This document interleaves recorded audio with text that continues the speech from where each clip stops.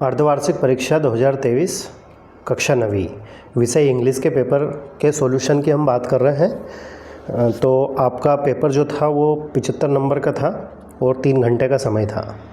चलिए शुरुआत करते हैं। सेक्शन ए में दिया गया है आपका रीडिंग सेक्शन। रीडिंग सेक्शन मतलब इसमें पैराग्राफ को पढ़कर प्रश्नों के उत्तर देना है। तो पहला प्रश्न दिया गया है, read the pages carefully and answer the questions given below. Paragraph को पढ़कर प्रश्न के उत्तर देना है, 5 नंबर का था।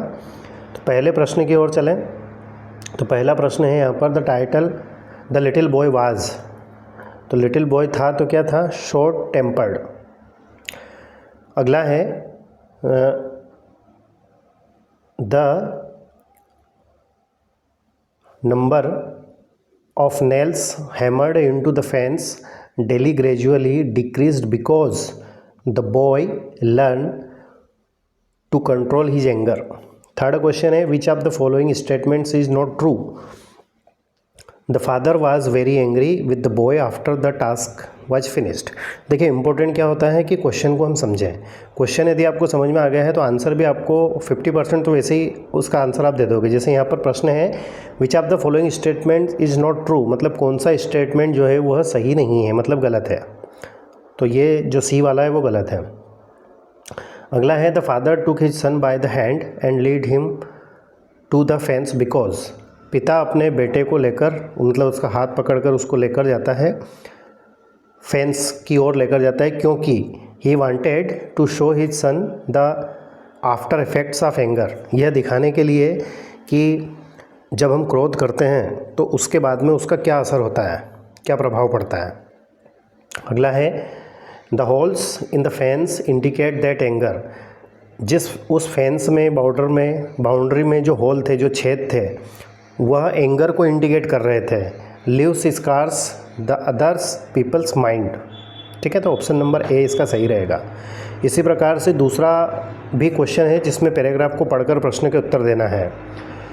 Read the pages carefully and answer the questions given below. Paragraph को पढ़कर नीचे दिए गए प्रश्नों के उत्तर देना है। What is the main component of biogas. Biogas का मेन कंपोनेंट क्या है, तो वो है methane gas. What is the major source of biogas in India. बायोगैस का मुख्य स्रोत कौन सा है, तो वो है केटल डंग।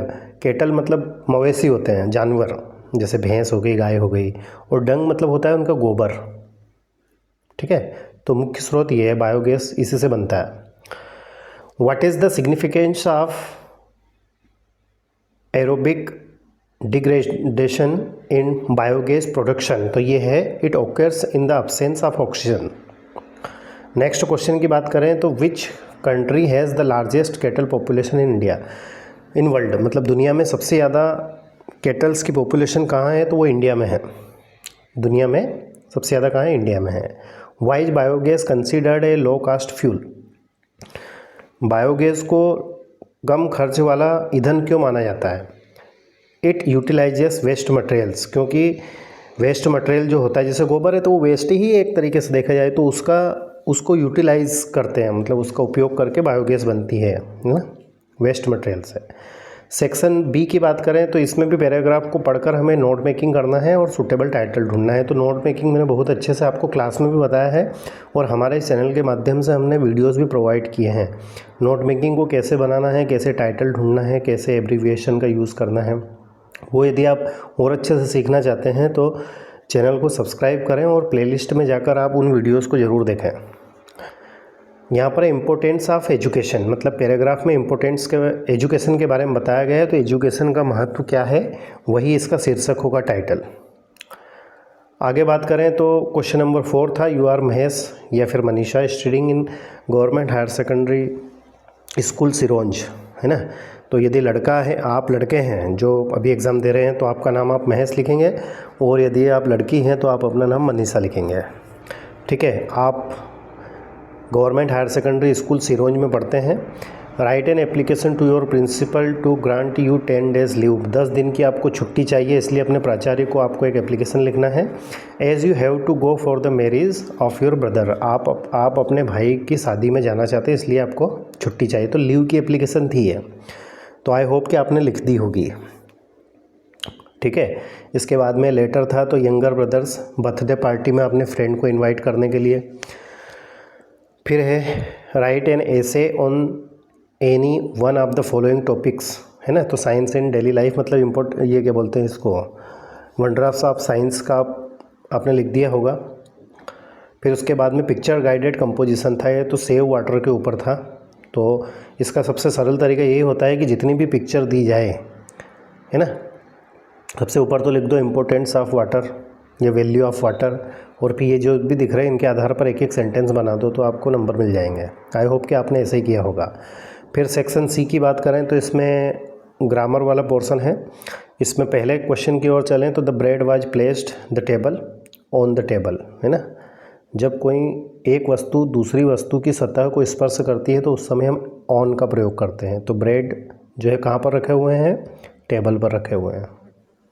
नेक्स्ट क्वेश्चन है there is not water in the pool. Water क्या है, वाटर जो है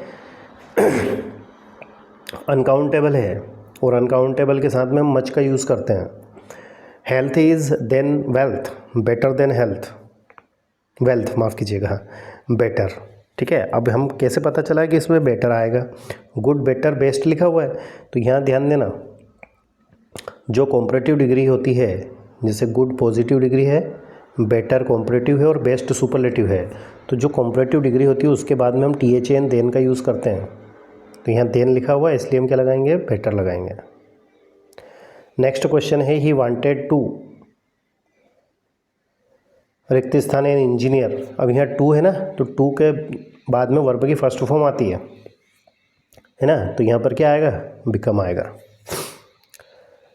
शुरुआत में रिक्त स्थान है she works hard she will fail, तो इसमें अनलेस का प्रयोग होगा, है ना। यदि वह कठोर परिश्रम नहीं करती है तो फेल हो जाएगी। यू टेकन माई पेन, तो have you taken my pen, वो प्रश्न पूछ रहा है कि क्या तुमने मेरा पेन लिया है। ठीक है, अब यू के साथ में हम हैव का यूज़ करते हैं। यहाँ पर कोई सिंगुलर होता है जैसे ही सी इट नेम, तो हम किसका प्रयोग करते हैं, हैज़ का प्रयोग करते हैं। अब डू एज डायरेक्टेड की बात करते हैं। पहला क्वेश्चन दिया गया है the train was delayed the weather was bad. Because का यूज़ करना है। बिकॉज का अर्थ होता है क्योंकि। ट्रेन लेट हो गई, लेट थी क्योंकि मौसम जो है वो ख़राब था। तो कारण क्या है, किस कारण से ट्रेन लेट हो गई, मौसम ख़राब था इसकी वजह से। तो नियम यह है कि बिकॉज के बाद में हमेशा रीज़न लिखा जाता है, कारण। तो हमारा आंसर यहाँ होगा the train was delayed because the weather was bad, मतलब दोनों वाक्यों के बीच में हम क्या कर देंगे, बिकॉज लगा देंगे। Seema has an umbrella which is blue, correct the sentence. Seema has, a लिखा हुआ है ना ये, तो ए के स्थान पर आपको एन लगाना है। क्यों, क्योंकि अम्ब्रेला जो है ये वोवेल साउंड दे रहा है, वोवेल साउंड दे रहा है मतलब इसके उच्चारण की शुरुआत हिंदी वर्णमाला के स्वर से हो रही है, आ, और इसके पहले हम आर्टिकल एन का यूज़ करते हैं। नेक्स्ट क्वेश्चन की ओर चलते हैं। Harish played football with his friends, change into present perfect tense. Present perfect tense में इसको चेंज करना है। तो प्रेजेंट परफेक्ट टेंस जो होता है उसमें क्रिया का तीसरा रूप आता है और हेल्पिंग वर्ब हैज़ हैव आती है। यदि सब्जेक्ट एक वचन हो जैसे ही सी इट नेम, तो हैज़ का यूज़ होगा, और प्लूरल हो तो हैव का। तो यहाँ हरीश एक वचन है, नाम है, तो इसके साथ में आएगा हैज़। आंसर हो जाएगा हरीश हैज़ प्लेड, वर्ब की third form, football with his friends. Next question है Simran knows the answer to the question.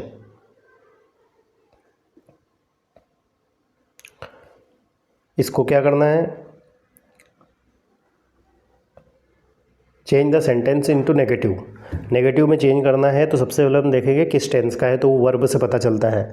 Knows verb की फर्स्ट फॉर्म में एस लगा हुआ है और कोई हेल्पिंग वर्ब नहीं है, तो इससे हमें ये पता चल रहा है कि ये जो सेंटेंस है ये प्रेजेंट इंडेफिनिट का है। और प्रेजेंट इंडेफिनिट में जब सब्जेक्ट सिंगुलर हो तो डज का प्रयोग करते हैं। यहाँ पर आंसर हो जाएगा सिमरन डज नॉट नो। अब वो ऐसा जाएगा the answer to the question. अगला है rearrange the jumbled words into meaningful sentence, मतलब ये जो वर्ड्स दिए गए हैं ये आगे पीछे हैं, मतलब सही क्रम में नहीं है, तो इनको सही क्रम में जमा कर एक सेंटेंस बनाना है। तो पहले देखते हैं क्या लिखा हुआ है। Young man the dressed was poorly. देखिए इसका आंसर हो जाएगा द यंग मैन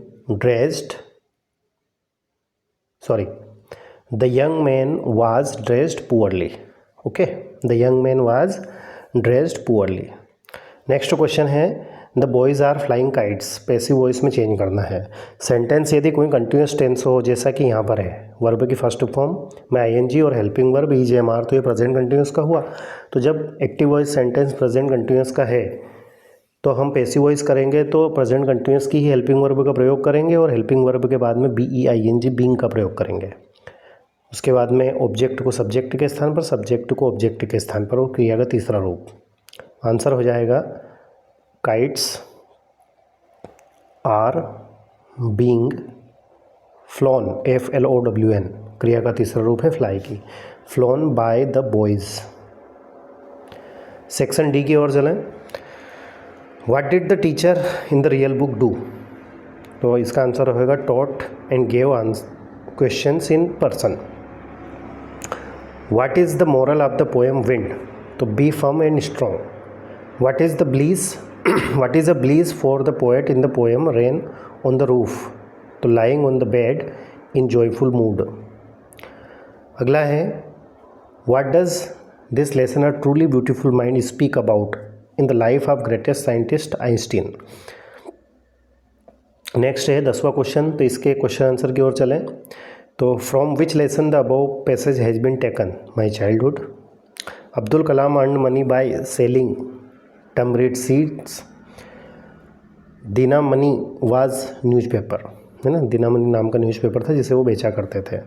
अगला पोएम से ली गई कुछ लाइनें हैं जिसको एक्सट्रैक्ट बोला जाता है। Which sound is the poet listening to, sound of rain. The sound reminds the poet of his mother. Which word in the extract means the ability to remember, memory? ठीक है, बाकी ये क्वेश्चन आंसर थे। तो I hope कि आपका paper अच्छा गया होगा। वीडियो यदि आपको पसंद आया हो तो चैनल को सब्सक्राइब करें, अपने दोस्तों के साथ शेयर करें। Thank you very much for watching.